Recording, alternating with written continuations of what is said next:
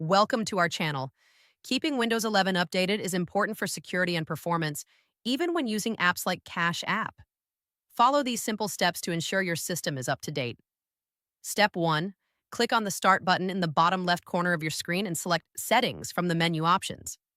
Step 2. Navigate to Windows Update by clicking on it in the left sidebar or searching for it in the Settings search bar. Step 3. Click on Check for Updates to allow Windows to search for any available system updates that need to be installed. Step 4.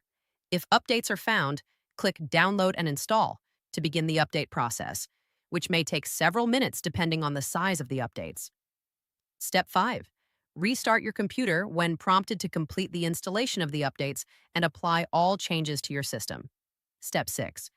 After restarting, open the Cache app to ensure it's functioning properly with the updated Windows 11 version.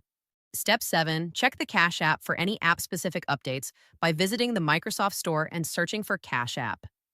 Step 8. Install any available Cache app updates to ensure compatibility with your newly updated Windows 11 system. Don't forget to like this video and subscribe to our channel.